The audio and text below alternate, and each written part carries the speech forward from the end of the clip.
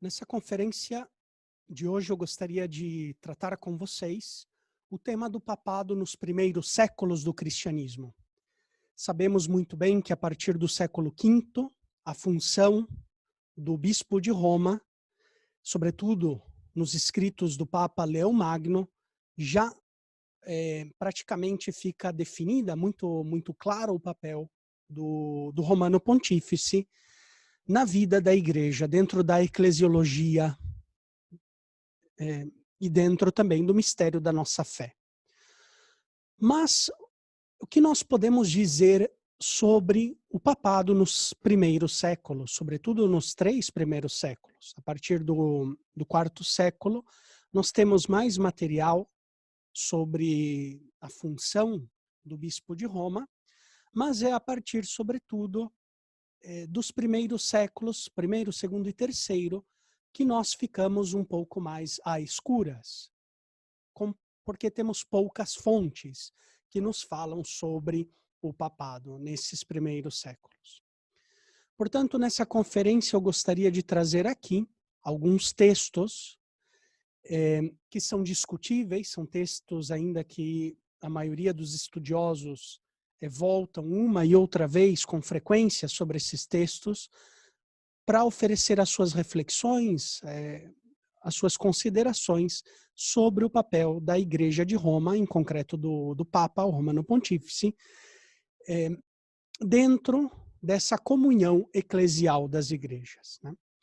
Então é um tema um pouco difícil de tratar, por causa da escassez de fontes e testemunhos, e também é um tema que muitas vezes esses padres dos primeiros séculos falam sobre o bispo de Roma em matérias secundárias. Estão tratando um tema, não sei, sobre o tema do batismo, nós veremos em São Cipriano de Cartago, está falando sobre o tema do batismo e de passada menciona alguns aspectos da função do bispo de Roma, né? Sobretudo, falaremos com respeito ao primado desse bispo de Roma nos primeiros séculos.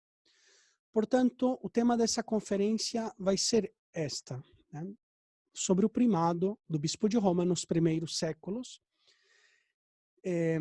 Irei comentando alguns textos fundamentais sobre isso, sabendo, né, quero já deixar bem claro essa premissa aqui, que essa conferência não quer ser conclusiva em modo nenhum.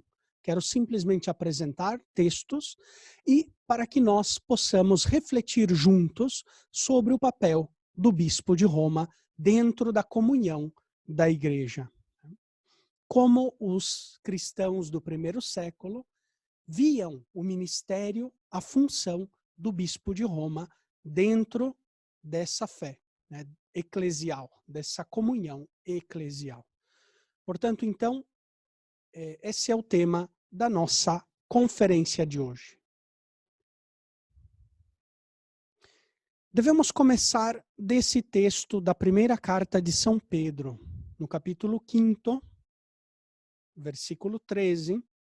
São Pedro diz assim: saúda-vos a igreja escolhida que está na Babilônia, assim como também Marcos, meu filho.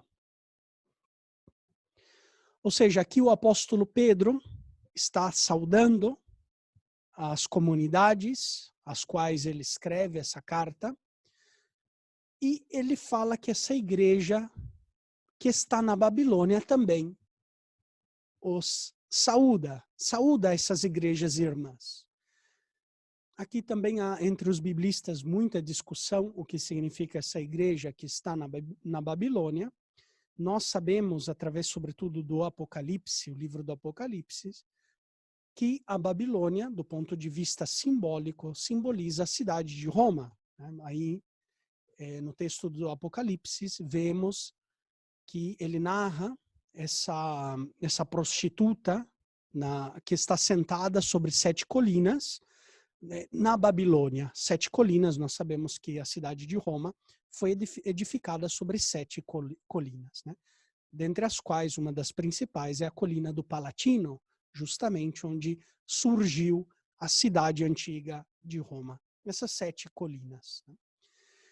Então, muito provavelmente, aqui deixo a palavra aos biblistas, mas muito provavelmente Pedro, quando escreve essa carta às igrejas, ele estava não na Babilônia física, porque historicamente é muito pouco provável que São Pedro tenha ido à Babilônia, mas ele está falando da cidade de Roma, escrevendo essa carta, muito provavelmente da cidade de Roma, saudando, enviando essa carta às igrejas irmãs, que estão espalhadas pelo mundo, sobretudo as igrejas da Ásia Menor. Né?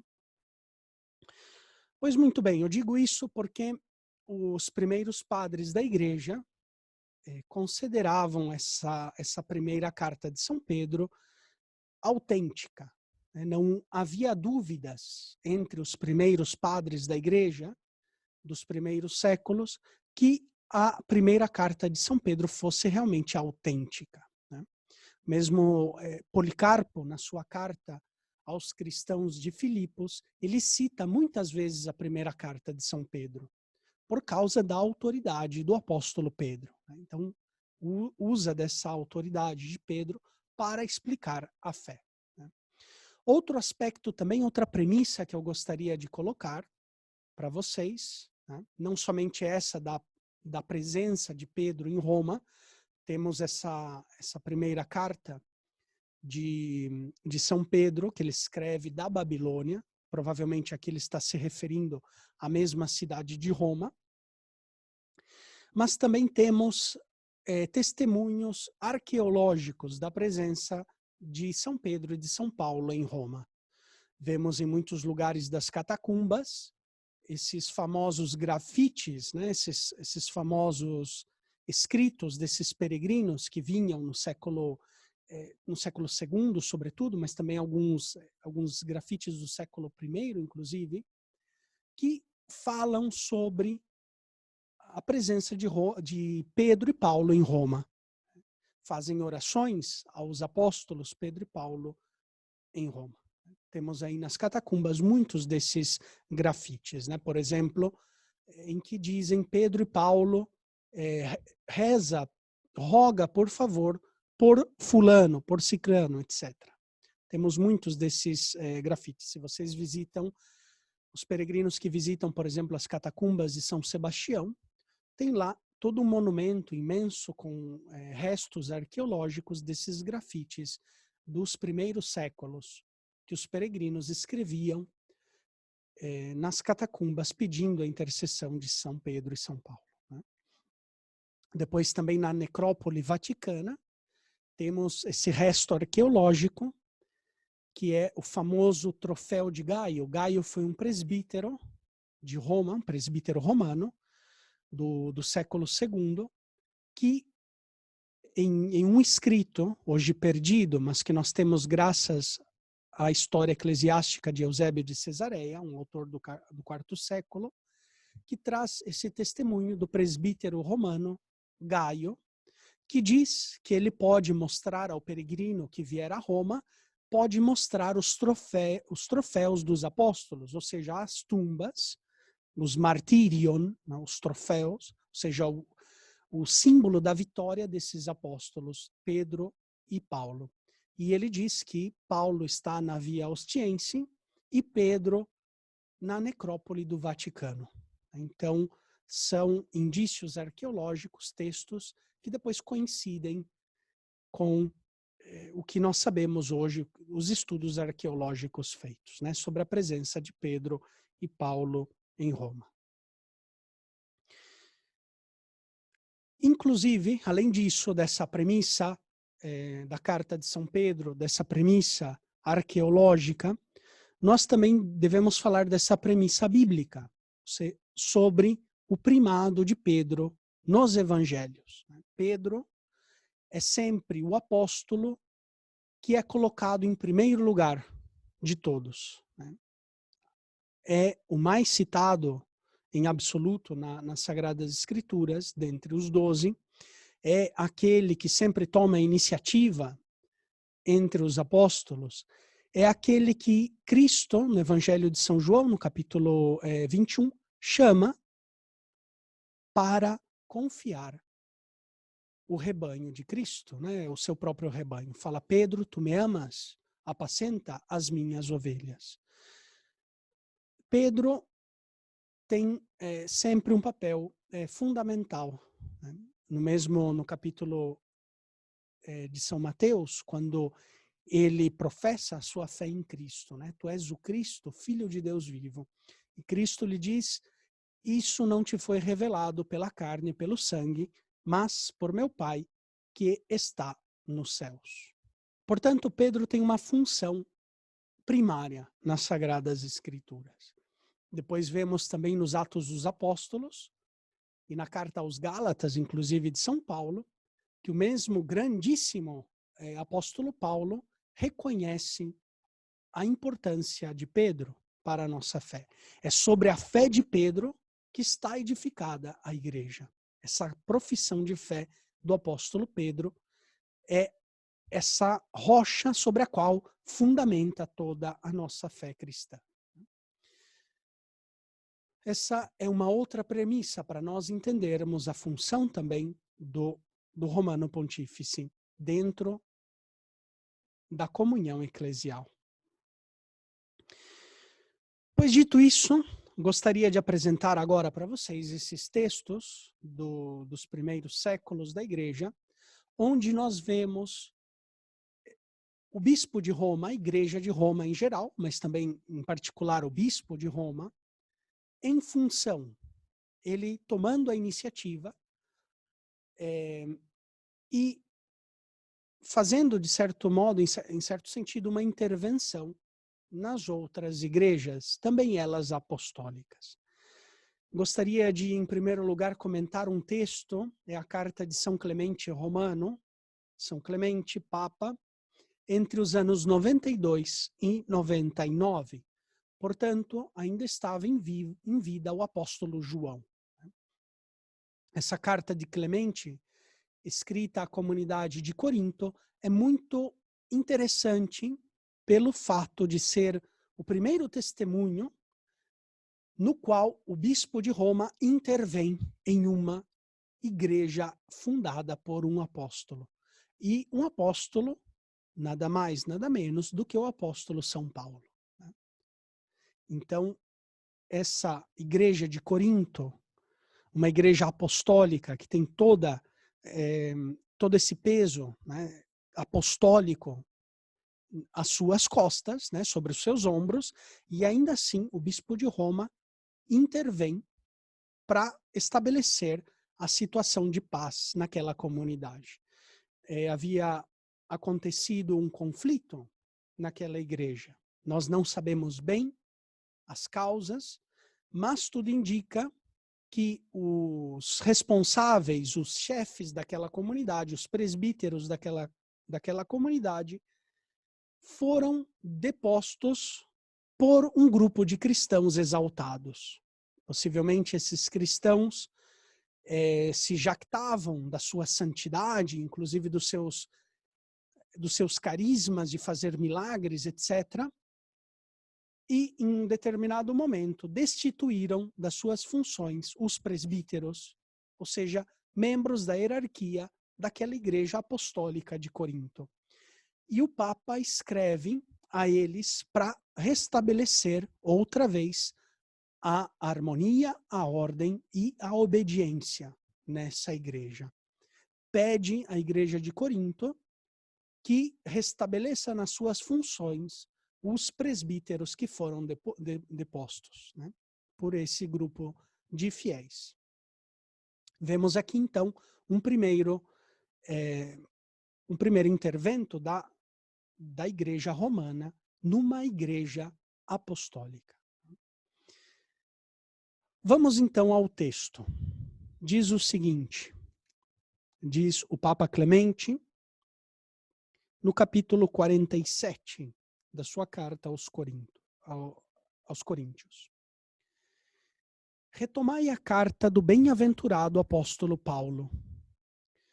O que ele vos escreveu, por primeiro, no início da evangelização, na verdade, divinamente inspirado, ele, Paulo, enviou a carta para vós a respeito dele mesmo, de Cefas e de Apolo, porque já se formavam divisões entre vós.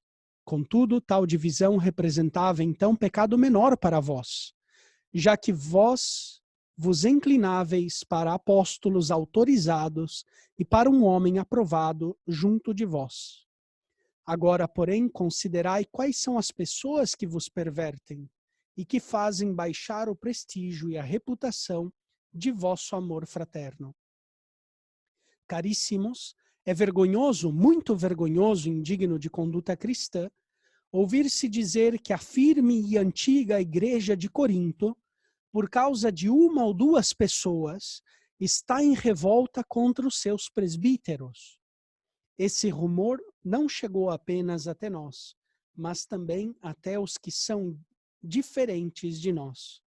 Desta forma, com vossa insensatez, fazeis blasfemar o nome do Senhor e acarretais grave perigo para vós mesmos. Vemos então aqui esse acontecimento vergonhoso.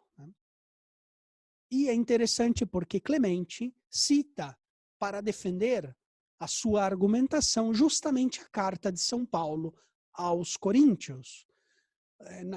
Nessa carta de São Paulo aos Coríntios, Paulo critica a comunidade de Corinto porque também havia surgido divisões. E uns diziam, eu sou de Paulo, eu sou de Cefas, eu sou do partido de Apolo, eu sou do partido de Cristo. E Paulo se irrita contra essa comunidade de Corinto e fala, acaso Cristo está dividido? Acaso fui eu que vos dei a fé? Acaso em meu nome vós fostes batizados? E não é bem assim, né? Ou seja, Paulo plantou, Cefas plantou, Apolo regou, mas é Deus que faz crescer, né, essa plantação que é a igreja. Não há motivo para a divisão nessa comunidade de Corinto. E dizia, agora diz o Papa Clemente nessa carta, dizia, tudo bem, no tempo do apóstolo Paulo havia já divisões entre vós, mas esse era um pecado menor. Porque, claro, vendo a grandeza de Paulo, vendo a grandeza de Pedro, a grandeza de Apolo, surgiam divisões. Mas agora são esses 2 ou 3 que não são pessoas, que não têm nenhuma autoridade, que fizeram essa tamanha confusão entre vós. Essa um pouco é a síntese do pensamento do Papa Clemente. Vocês agora não têm desculpas para essa divisão. E dizia assim, a firme e antiga igreja de Corinto, ou seja, fundada por Paulo, por causa de uma ou duas pessoas, está em revolta contra os seus presbíteros. Portanto, então, Clemente escreve essa carta para outra vez restabelecer a paz nessa comunidade apostólica, nessa igreja apostólica de Corinto. Portanto, uma sede importante, uma sé importante, e a igreja de Roma vem em auxílio não somente da hierarquia, mas em auxílio daquela igreja para restabelecer ali a paz. É um primeiro testemunho da função da igreja de Roma. Ou seja, a igreja de Roma tem esse carisma de outra vez restabelecer a comunhão, a paz nas igrejas irmãs.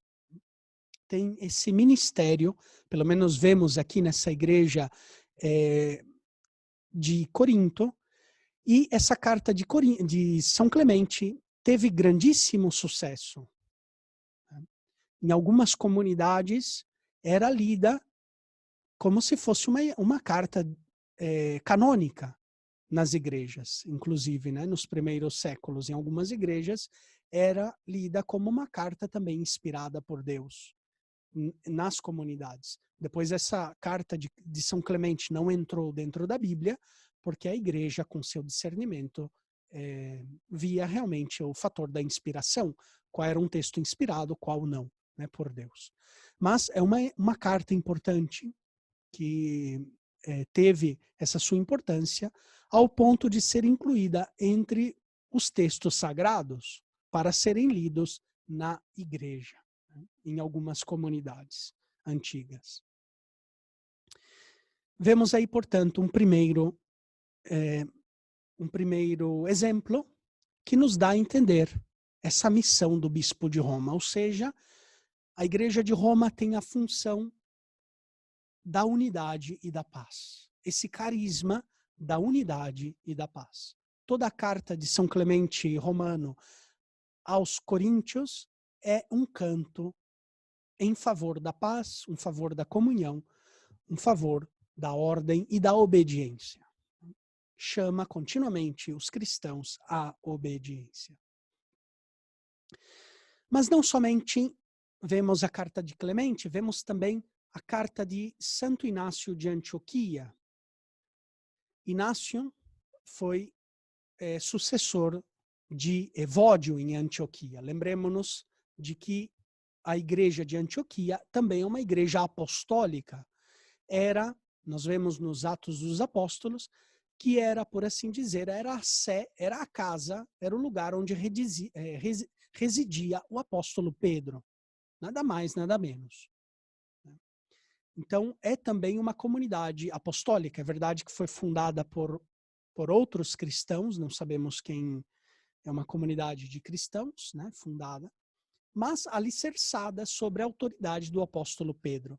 De fato, nos primeiros séculos, era comum essa doutrina do tríplice, ou melhor, da tríplice sede do apóstolo Pedro. Roma, Antioquia, na Síria, e depois também, através do discípulo de São Pedro, Marcos, Alexandria, no Egito. Né? São Pedro nunca esteve em Alexandria, não consta em nenhum documento histórico arqueológico, mas através do seu discípulo Marcos, há essa tradição antiga dessas 3 sedes petrinas. Roma, em primeiro lugar, Antioquia, porque, segundo os Atos dos Apóstolos, era aí onde residia o apóstolo Pedro, e depois também Alexandria, no Egito, graças ao discípulo São Marcos. Portanto, Inácio de Antioquia substitui Evódio. Evódio tinha substituído o apóstolo Pedro. Né? Então foi Pedro, depois Evódio e depois Inácio. Inácio, sucessor de Pedro na cátedra de Antioquia. E ele, na carta aos Romanos, aqueles que quiserem depois aprofundar mais a patrologia, no curso que gravei, nesse curso, aqueles que quiserem se inscrever e usufruir desse curso completo de patrologia, eu comento o prólogo da carta aos Romanos, também nesse sentido. Mas aqui eu gostaria de trazer outro texto, o capítulo 4 da carta aos Romanos, que Santo Inácio, portanto, também sucessor de Pedro na cátedra de Antioquia, diz o seguinte aos romanos, a comunidade, a igreja de Roma. Ele diz assim: escrevo a todas as igrejas e anuncio a todos que de boa vontade morro por Deus, caso vós não me impeçais de o fazer. Eu vos suplico que não tenhais benevolência inoportuna por mim. Deixai que eu seja pasto das feras, por meio das quais me é concedido alcançar a Deus. Sou trigo de Deus e serei moído pelos dentes das feras, para que me apresente como trigo puro de Cristo. Suplicai a Cristo por mim, para que eu, com esses meios, seja vítima oferecida a Deus. Não vos dou ordens como Pedro e Paulo. Eles eram apóstolos. Eu sou um condenado. Eles eram livres e eu até agora sou um escravo. Esse texto breve nos faz pensar, porque a circunstância era a seguinte: a comunidade de Roma, a igreja de Roma, estava vendo um meio para libertar o bispo de Antioquia, Inácio. Enquanto Inácio estava de caminho a Roma, ele se deu conta que a igreja de Roma estava tentando fazer o possível para conseguir a liberdade de Inácio. Inácio, quando vê que isso está acontecendo, ele escreve à comunidade de Roma falando do seu desejo de morrer por Cristo. Mas olha só que interessante, esse texto que eu coloquei em negrito é importante. Ele diz assim: não vos dou ordens como Pedro e Paulo. Eles eram apóstolos. Eu sou apenas um condenado à morte.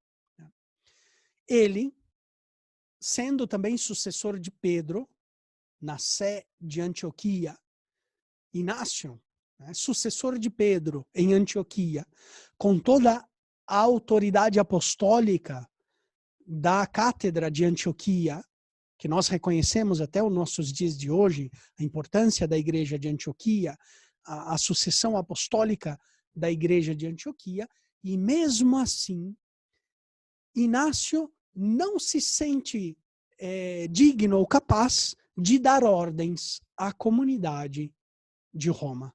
Façamos uma comparação com esse texto que acabamos de ler da carta de São Clemente. Clemente pede à comunidade de Corinto, com toda aquela caridade, com toda aquela benevolência, característica do bispo Clemente, ele pede à comunidade de Corinto que restabeleça a paz, a ordem, a obediência. Já esse sucessor de São Pedro na cátedra de Antioquia não se sente digno de dar ordens à comunidade de Roma, porque ele não dá ordens como Pedro e Paulo, que eram apóstolos, sobretudo da cátedra romana. Não vos dou ordens como Pedro e Paulo. Não tenho a autoridade de Pedro e de Paulo sobre vós para vos dar ordens. É como se Inácio dissesse isso. Não tenho autoridade para vos dar ordens, mas eu vos suplico, não me impeçais de morrer por Cristo. Eu desejo viver para Cristo. Deixai que as feras me devorem. Esse amor exuberante de Santo Inácio, que nos fascina, que nos conquista o coração. Esse grande apaixonado, enamorado de Cristo, ao ponto de querer dar a vida por Cristo. Deixai que eu me transforme em trigo de Deus, em pão de Deus, devorado pelos dentes das feras. Mas não vos dou ordens como Pedro e Paulo. Não vos dou ordens. Esse é um texto, ainda que explicitamente não nos fala nada do primado romano, mas é muito indicativo, muito significativo. Vemos aqui todo o respeito, toda a veneração que esse grande patriarca Inácio de Antioquia tem em relação à igreja de Roma. Todo esse respeito, toda essa veneração, toda essa inclusive eu diria até essa mesma obediência, no sentido de que não lhes dá ordens, mas lhes suplica como uma pessoa que está pedindo uma graça, está pedindo um favor. Temos também outro testemunho eloquente sobre essa função do bispo de Roma, que vemos numa carta que Santo Irineu de Leão escreveu ao Papa Vítor, por causa de uma polêmica sobre a data da Páscoa. O Papa Vítor foi Papa entre os anos 189 e 199. Mas ele traz à colação algo que tinha acontecido décadas atrás, durante o pontificado do Papa Aniceto. O Papa Aniceto foi Papa entre os anos 155 e 169. Também houve aí uma polêmica por causa da data da Páscoa. O bispo São Policarpo de Esmirna, discípulo de São João, veio a Roma para discutir com o Papa Aniceto sobre as suas diferenças na celebração da data da Páscoa. Eles não chegaram a nenhuma conclusão, mas os dois, seja o Papa Aniceto, seja Policarpo de Esmirna, os dois voltaram às suas sedes em paz, em harmonia. Né? Então, o Santo Ireneu de Leão escreve ao Papa Vítor, porque o Papa queria condenar os orientais, sobretudo, os cristãos da Ásia Menor, sobretudo o bispo de Éfeso, Polícrates de Éfeso, e também praticamente toda a Ásia Menor, todas aquelas igrejas da Ásia Menor, se eles não seguissem a data da Páscoa seguida em Roma, celebrada em Roma, se não seguissem o costume romano da celebração da Páscoa. Né?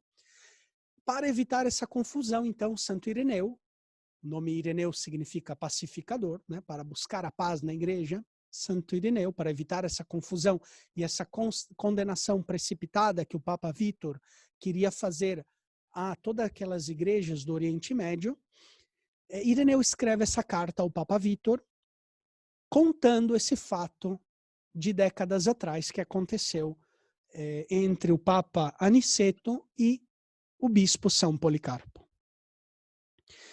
Portanto, diz assim essa carta.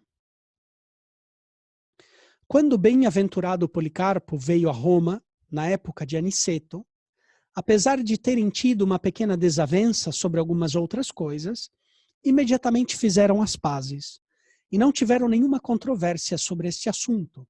Aniceto não conseguiu persuadir Policarpo a não observar a data da Páscoa, que dizia ter aprendido a observá-la com João, discípulo do Senhor, e com os outros apóstolos, com quem havia vivido, nem pôde Policarpo persuadir Aniceto a observá-la, que disse que tinha de guardar o costume dos presbíteros, seus predecessores. E mesmo assim, estavam em comunhão entre si e na igreja, Aniceto cedeu a presidência da Eucaristia a Policarpo, evidentemente como sinal de deferência, e se despediram em paz. É um trecho belíssimo de Ireneu de Leão, dessa carta, de um fragmento dessa carta de Ireneu ao Papa Vítor. Nós vemos aqui que ele conta essa história acontecida algumas décadas atrás. Policarpo dizia que aprendeu os costumes sobre a celebração da Páscoa do apóstolo João, enquanto Aniceto dizia a Policarpo que ele aprendeu sobre a mesma celebração da Páscoa com os bispos que estiveram, os seus sucessores em Roma. Contudo, ainda que não chegaram a nenhum acordo, o Papa Aniceto, ali em Roma, cedeu a presidência da Eucaristia a Policarpo, em sinal de respeito e de deferência, e depois os dois se despediram em paz. Né?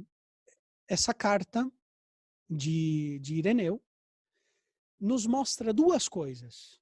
Em primeiro lugar, um fato histórico, ou seja, o Papa Vítor estava disposto a aplicar uma excomunhão a todos os outros bispos daquelas dioceses que celebravam a Páscoa em outra data, né? Sobretudo seguindo o dia 14 de Nissan.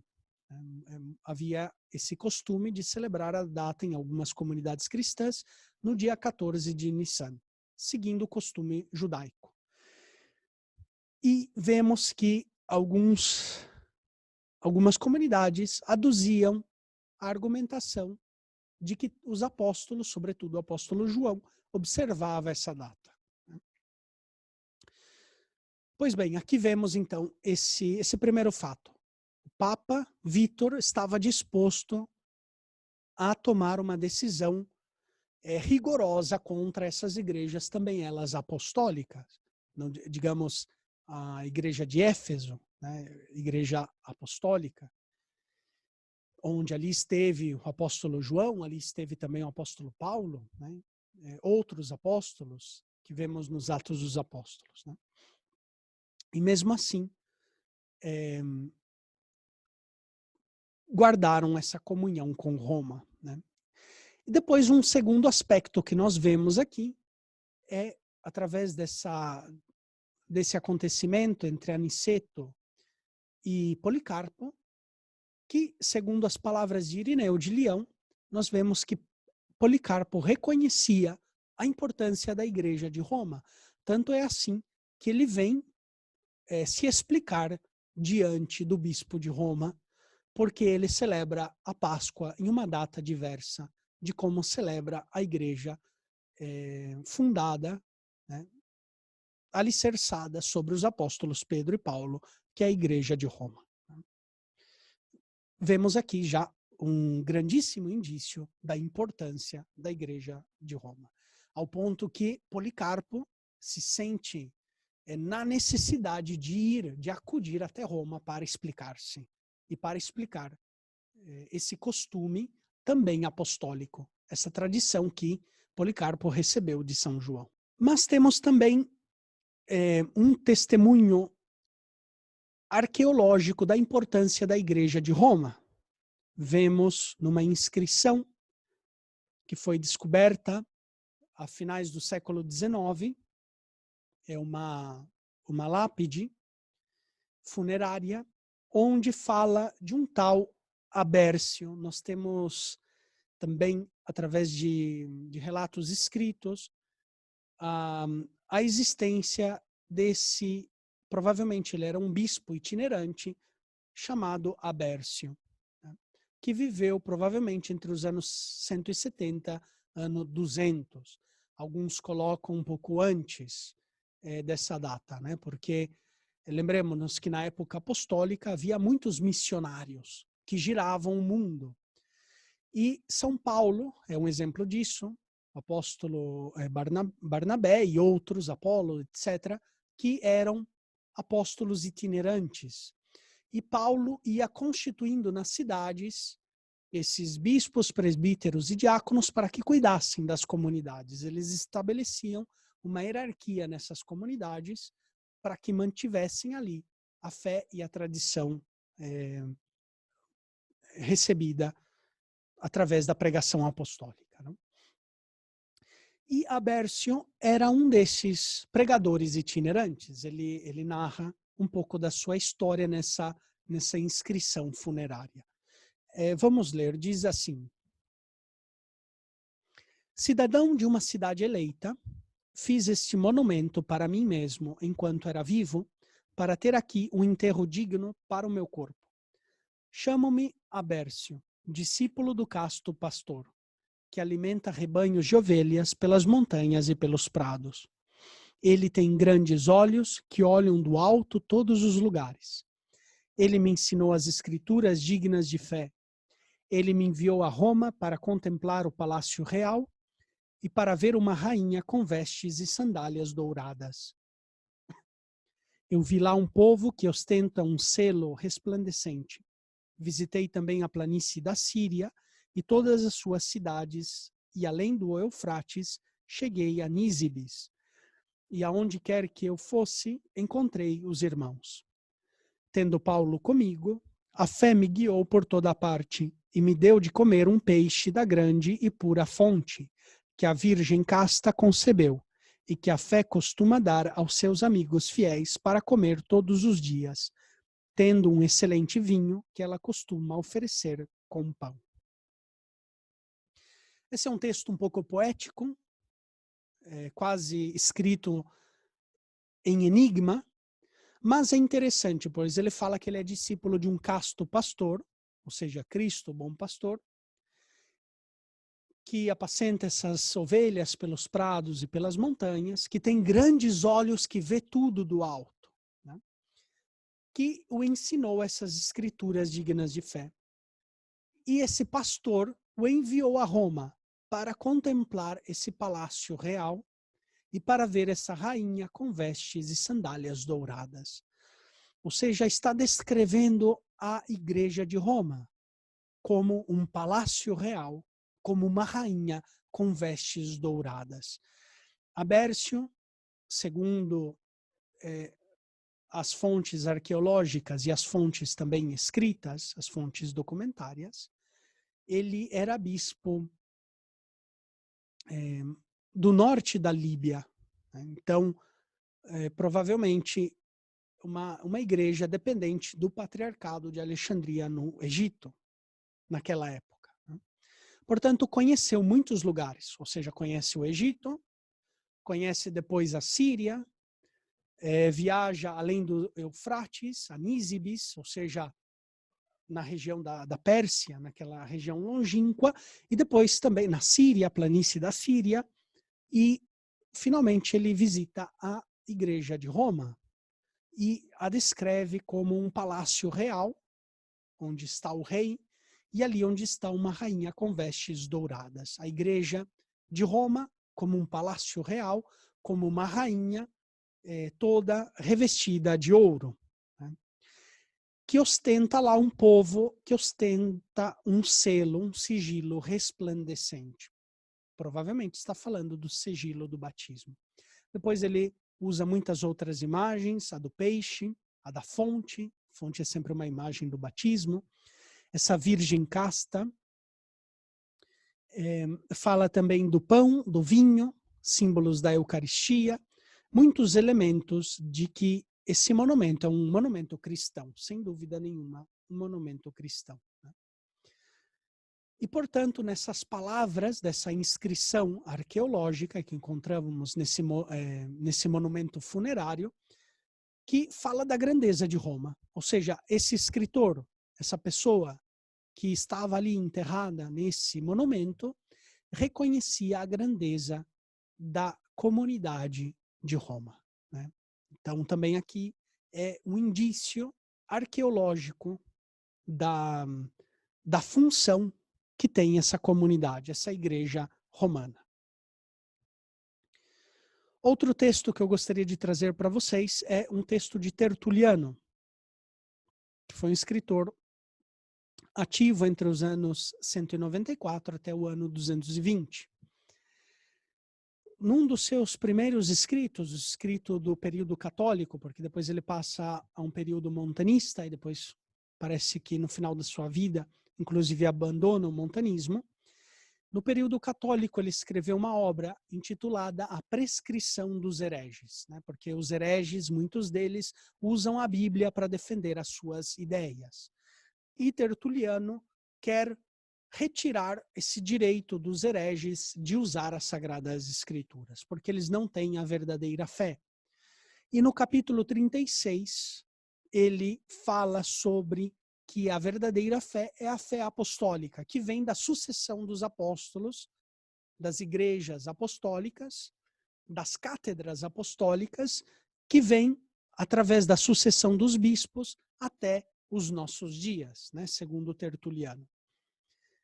Portanto, para conhecer a verdadeira fé, nós não temos que acudir à doutrina dos hereges, mas às cátedras, à sucessão das cátedras apostólicas. E ele vai mencionando diversas cátedras na Grécia, em Filipos, em Corinto, etc. E, de repente, ele faz esse elogio da cátedra romana. Gostaria de ler esse texto, que é muito interessante. Diz assim: passa revista, digo, às igrejas apostólicas. É lá onde ainda se pode ver as cátedras. É lá, em suas sedes, onde os apóstolos ensinavam.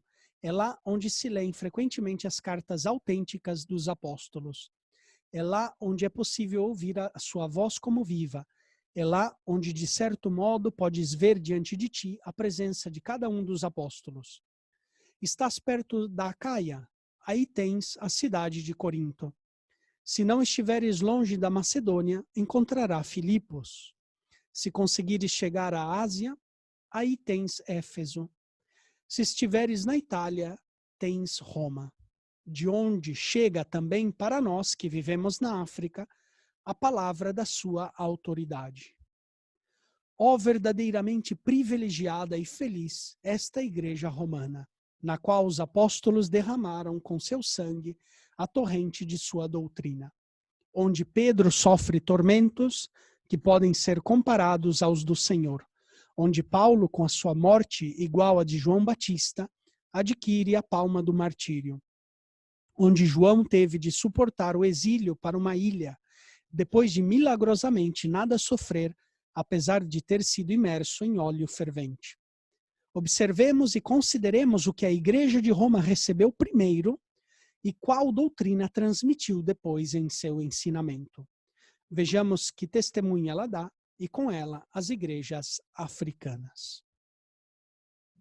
Tertuliano escreve em Cartago. Cartago era a igreja principal, a sede principal da igreja africana da África Setentrional. Hoje, o que é praticamente toda aquela região da Nigéria, do Marrocos, a Mauritânia, toda aquela região do norte da África, se falava o latim e tinha a sua sede principal em Cartago, né, de onde Tertuliano, esse escritor eclesiástico, não é santo, mas é um escritor eclesiástico, ele escreve as suas obras. E é interessante que ele faz esse grande elogio da Igreja Romana, traz alguns testemunhos ali do tormento, do martírio de Pedro, de Paulo, ou seja, Pedro que sofreu um tormento igual ao do Senhor, ou seja, crucificado como Cristo, né? Onde Paulo sofreu uma morte igual a de João Batista. Os evangelhos nos falam que João Batista foi decapitado por Herodes. Segundo a nossa tradição, Paulo foi decapitado em Roma, né? Ali tem uma igreja em Roma, que é a Igreja das Três Fontes, a Igreja delle Tre Fontane, onde, segundo a tradição, Paulo foi ali martirizado, muito perto da Via Ostiense, onde ele foi depois sepultado, onde está agora a Basílica de São Paulo fora dos muros, né? Onde estão ainda ali os ossos do apóstolo Paulo, né? Na Igreja de São Paulo fora dos muros. E fala dessa também antiga tradição que São João foi mandado em exílio estando aqui em Roma.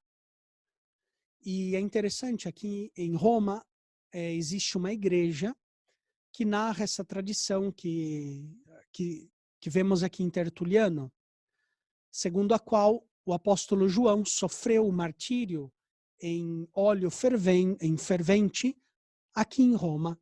Tem uma pequena igreja que se chama a Igreja de São João in Olio, que está perto da Porta Latina. É uma pequena igreja em estilo octagonal, onde, segundo a tradição, ali São João, evangelista, foi lançado dentro de um caldeirão de óleo fervendo ali dentro.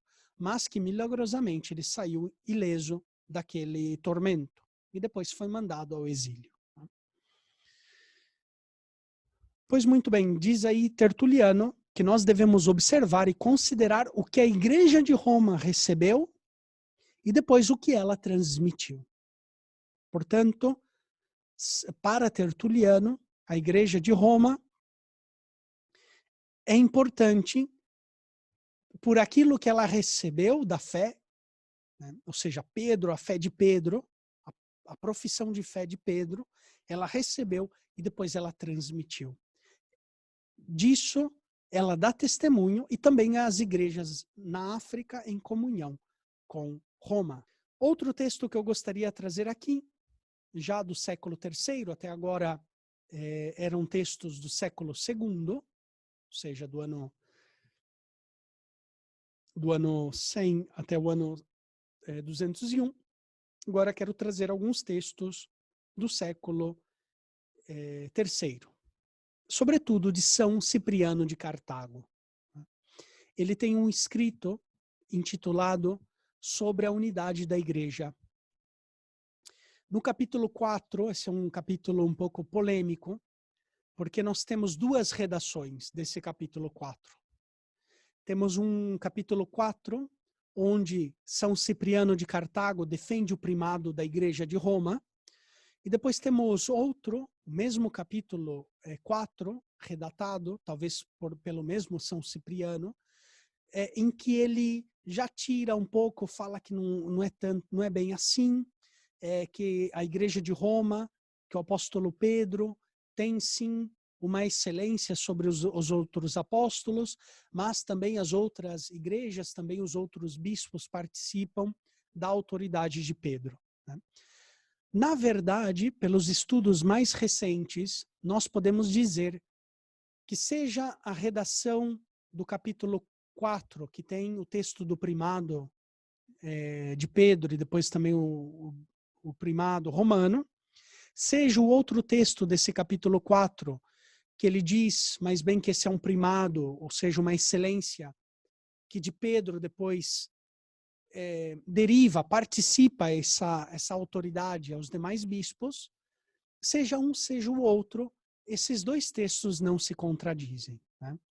Nós sabemos que pela vida de São Cipriano, por causa do batismo dos hereges, né, e da sua aceitação na igreja, a sua reconciliação com a igreja, desses lapses que caíram em heresia ou foram batizados por hereges ou por cismáticos, havia um costume muito antigo na África de batizar de novo essas pessoas que provinham da heresia ou do cisma, né?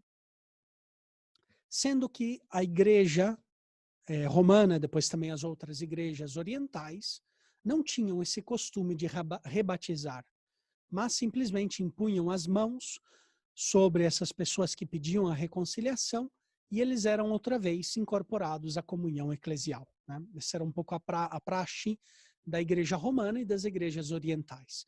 Enquanto nessa igreja africana, do norte da África setentrional, havia esse costume de batizar de novo essas igrejas. Então, houve aí um conflito com a igreja romana entre Cipriano e, sobretudo, o Papa Santo Estevão. Houve um momento, inclusive, muito crítico nessa polêmica, ao ponto de quase que as duas igrejas se separaram, coisa que não aconteceu, né? São Cipriano, inclusive, reuniu um sínodo para defender a sua posição contra a Igreja de Roma, em determinado momento, e alguns estudiosos dizem que foi aí quando Cipriano refez o capítulo 4 desse escrito sobre a unidade da Igreja. E daí ele, tudo indica, né, parece que ele aí retocou esse capítulo 4, falando que essa autoridade de Pedro depois passa também aos outros bispos em comunhão com Pedro, né? Como lhes dizia, os estudiosos atuais, a maioria deles, dizem que essas duas redações, as duas pertencem a Cipriano e não são contraditórias entre si, né? Reconhecer o primado de Pedro e usar a palavra, realmente aí aparece a palavra primado, em latim primatus, né, que foi dado individualmente a Pedro, não contradiz depois o primado, ou digamos, a autoridade dos demais bispos da igreja, né? Gostaria aqui somente de ler o texto do primado. Deixo aqui para vocês lerem em particular, senão vai ficar muito longa essa conferência, onde está o texto do primado. Diz assim: E depois da ressurreição, Jesus diz a Pedro: apacenta as minhas ovelhas. Sobre um só, Cristo constrói a igreja e lhe ordena que pastoreie suas ovelhas, embora ele dê a todos igual poder. Ele constituiu uma única cátedra e estabelece com a autoridade de sua palavra a origem da unidade. Os outros apóstolos certamente também eram o que Pedro era, mas o primado foi dado a Pedro, para que nele se mostrasse uma só igreja e uma só cátedra. E todos são pastores, mas o resultado é um só rebanho, porque todos os apóstolos o pastoreiam de comum acordo. Quem não preservar esta unidade, recomendada também por Paulo, acaso poderá preservar a fé? Quem abandonar a cátedra de Pedro, na qual se funda a igreja, acaso ainda permanecerá na igreja? Portanto, este é o texto do primado, em que Cipriano comenta essa importância de estar em comunhão com essa única cátedra de Pedro, essa única igreja de Pedro. E depois, aqui simplesmente lhes apresento o outro texto, aqueles que quiserem podem ler depois com calma, em que Cipriano, praticamente ele diz a mesma coisa, ou seja, que Pedro tem toda a autoridade, mas que depois essa autoridade é transmitida, é participada aos bispos em comunhão com Pedro, né? Seja de uma forma ou de outra, nós podemos ver aqui que os dois textos não se contradizem, sendo que o texto que eu lhes li anteriormente é muito mais explícito sobre este primado petrino. Há também no século III um ocorrido naqueles tempos que mostra também a importância do bispo de Roma. Sobretudo, muitos, né, estão de acordo, inclusive as igrejas orientais, em geral, estão de acordo em reconhecer que a Sé romana tem uma função importante, sobretudo para julgar as outras sedes patriarcais, né? Nos primeiros séculos, sobretudo, a Sé romana fungia como se fosse uma última instância de apelação. Nós vemos que muitos bispos, inclusive muitos patriarcas, em última instância apelavam para Roma. E quando Roma decidia uma questão, aquela questão ficava já encerrada, né? Roma locuta, finita est causa. Ou seja, Roma falou, acabou a causa, acabou o problema, né? Era como um tribunal de última apelação que os patriarcas apelavam a Roma. Vemos isso no século III, na história do conflito entre o Papa Dionísio de Roma e o Patriarca Dionísio de Alexandria, no Egito, por volta do ano 260. Alguns bispos recorreram a Roma contra o Patriarca de Alexandria, que era Dionísio. Dionísio era discípulo de Orígenes, portanto, alguém de muita cultura, uma formação excelente, seja na cultura profana, como também um conhecimento profundo das Sagradas Escrituras, ou seja, de uma teologia elevada, requintada. Dionísio de Alexandria, segundo isso, houve naquela época um problema trinitário, né? Contra Sabélio, contra os discípulos de Sabélio, Dionísio de Alexandria quis, segundo as fontes que nós temos, seja em Eusébio de Cesareia, seja também em Santo Atanásio, que nos conta sobre esse conflito, o bispo São Dionísio de Alexandria estava explicando o mistério da Trindade e a distinção das três divinas pessoas, né? que não são a mesma coisa, né? As três divinas pessoas na Trindade tudo é igual, menos a relação entre essas pessoas, né? É o Pai que gera, o Filho é gerado, o Espírito que procede, né? do Pai e do Filho. Então, portanto, São Dionísio, querendo explicar esse mistério da Trindade contra os sabelianos, que não viam distinções entre as pessoas, esses bispos sufragâneos, dependentes daquele patriarcado, se escandalizaram e recorrem ao bispo de Roma para intervir nessa questão e sancionar e corrigir o bispo de Alexandria. E nos contam, Eusébio e Atanásio, que houve ali um conflito em que São Dionísio teve de se explicar ao bispo de Roma qual era a sua fé, o que ele estava ensinando.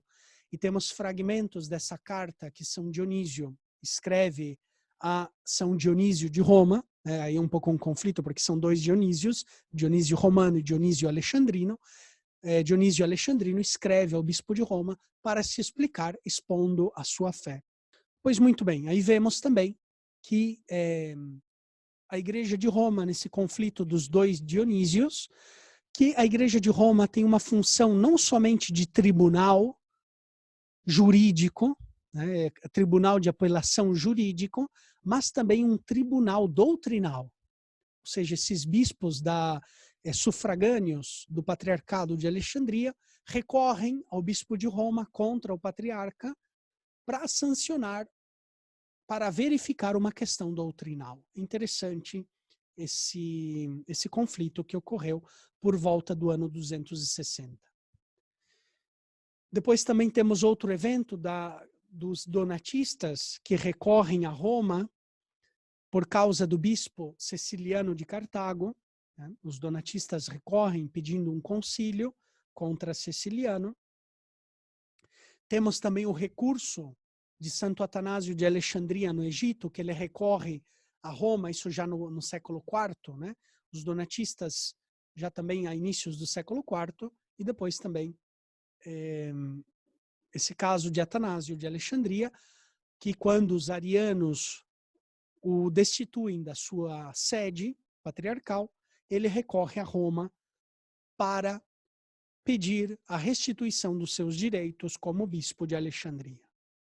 Temos também outro caso exemplar do bispo São João Crisóstomo, que ele, quando foi deposto pela imperatriz e também por pressão do patriarca Teófilo de Alexandria, São João Crisóstomo recorre a Roma. Infelizmente, o recurso de São João Crisóstomo chega tarde. Ele já no exílio, já tinha sido enviado ao exílio, já tinha falecido por causa dos sofrimentos que ele sofreu no exílio, né? Essa longa caminhada forçada, essa marcha forçada, a qual ele foi obrigado no exílio, né? Morrendo na Armênia, perto ali naquela região do Mar Negro, desculpe, né? daquela região ali, da Armênia. Gostaria de, praticamente para finalizar esse tema do primado, ou da importância da função do bispo de Roma e da Igreja Romana nos primeiros séculos, um texto do Concílio de Constantinopla no ano 381. Diz assim: o bispo de Constantinopla terá o primado de honra depois do bispo de Roma, porque essa cidade é a nova Roma. No Concílio de Nicéia, no cânon terceiro, se dizia que a Igreja de Alexandria também tem a prerrogativa de nomear os bispos, ordenar os bispos sufragâneos daquela região do Egito, né?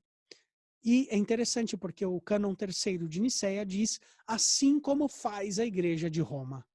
Ou seja, a Igreja de Roma, dentro da sua jurisdição, nomeia e ordena os bispos sufragâneos a ela, né? Que naquela época, nos primeiros séculos, a jurisdição direta da Igreja de Roma ia praticamente em todo o Ocidente, até na Tessalônica, né? Que claro que a Igreja de Roma não nomeava assim direto a Igreja na Tessalônica, mas tinha sempre quando se ordenava algum bispo naquela região, na Tessalônica, no norte da Grécia, imediatamente os bispos mandavam uma carta a Roma para que Roma confirmasse e validasse aquela ordenação episcopal, né? Tinha esse costume na igreja da Tessalônica.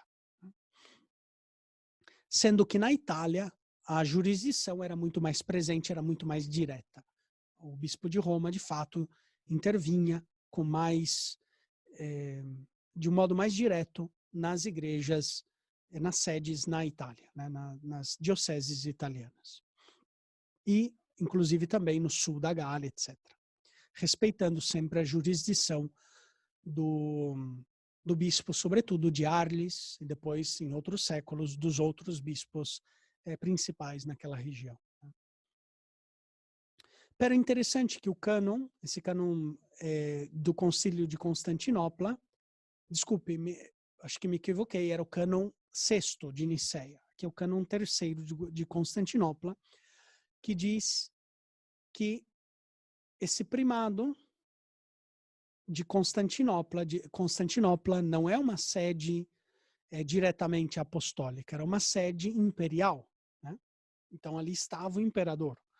Portanto, o imperador tinha transferido o governo romano para Constantinopla. Contudo, tinha esse primado de honra por ser uma espécie de nova Roma, segundo o Concílio de Constantinopla. Contudo, esse concílio reconhece que Constantinopla está depois de Roma, né? Roma ainda tem esse primado de honra antes mesmo de Constantinopla, da qual ninguém duvida da importância nos primeiros séculos da igreja, né? A igreja de Constantinopla, o patriarcado de Constantinopla, tinha uma função primordial, inclusive sobre inclusive outras igrejas patriarcais, né? Depois de Roma. Então, aqui vemos esse testemunho. E agora sim, para finalizar de vez, coloco para vocês o testemunho de Santo Agostinho em 2 escritos. O primeiro é sobre o batismo contra os donatistas, em que ele cita essa frase, em latim diz assim: E apostolum Petrum, in coprimatus apostolorum, tan excellenti gratia preminet. Diz assim o texto: Eis que São Cipriano, recordo que nós já aprendemos nas Sagradas Escrituras.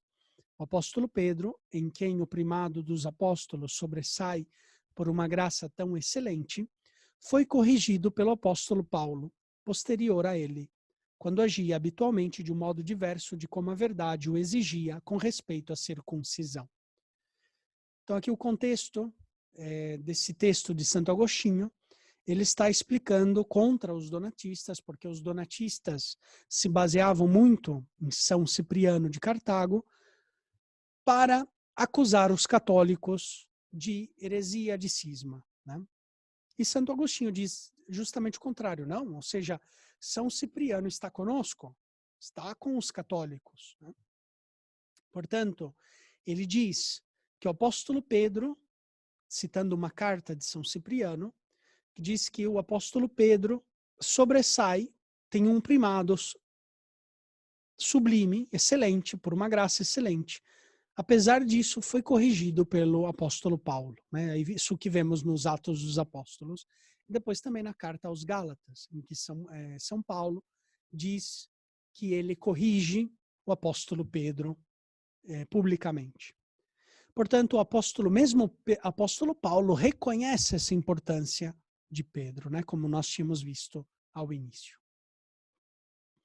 E outro texto de Agostinho diz o seguinte: Romana Ecclesia in qua semper apostolici cathedre viguit principatus. Ou seja, a igreja romana na qual sempre esteve presente o primado da cátedra apostólica.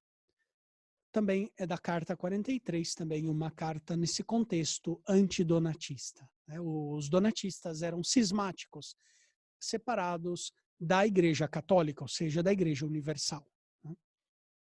E Santo Agostinho, querendo trazer outra vez os donatistas à unidade da fé, qual é o argumento que usa Agostinho? Usa o primado da cátedra apostólica, da cátedra romana. Ou seja, outra vez aqui a Igreja de Roma como símbolo da unidade, essa cátedra, esse primado, essa primazia de Roma é símbolo da unidade. Quem está em união com Roma está em união, em comunhão também com as outras igrejas. Assim como estava Cipriano, assim como estava Paulo. E essa igreja, portanto, ostenta o primatus. Não somente o primatus, mas também o principatus. Principatus em latim é o principado, ou seja, aquilo que é principal, aquilo que é primeiro, aquilo que é o que está em primeiro lugar, o principatus ou primatus, ou seja, tem esse primado, essa primazia sobre todas as outras igrejas, né? Portanto, esses textos eu gostaria de colocar aqui a consideração de vocês para a nossa profundização, né? São textos interessantes que nós podemos refletir muito sobre eles. Como eu dizia ao início, não quero aqui concluir necessariamente nada, né? Simplesmente quero apresentar esses textos que são indícios da importância da Igreja de Roma. Ou seja, é inegável que nos 4 primeiros séculos, a Igreja Romana tinha uma importância fundamental. Queremos nós ou não reconhecer esse primado de jurisdição, né, como na Igreja Católica, nós reconhecemos por fé revelada esse primado de jurisdição, que já foi definido de fato no Concílio Vaticano I, seja outras denominações cristãs que não reconhecem esse primado de jurisdição, contudo, todos nós estamos de acordo em reconhecer a importância da Igreja Romana. Seja no escrito de Tertuliano, seja na intervenção de Clemente de Roma em outra igreja apostólica, seja no conflito dos 2 Dionísios, seja no texto de São Cipriano de Cartago, que fala dessa excelência da Igreja de Roma, seja em outras ocasiões, outros eventos que vemos, acontecimentos na história da Igreja, nós vemos que a Igreja de Roma tem um papel importantíssimo, né? Porque justamente ali está a cátedra de Pedro e de Paulo. Então, todas as outras igrejas devem estar em comunhão com essa cátedra, com essa unidade. A Igreja de Roma simboliza a unidade da fé. Reconhece essa catolicidade no sentido de universalidade. Se nós queremos acudir à fé mais universal, à fé mais unitária, essa união, dessa comunhão, devemos olhar, considerar, como diz Tertuliano, a Igreja Romana. Portanto, concluo aqui essa conferência. Que Deus os abençoe.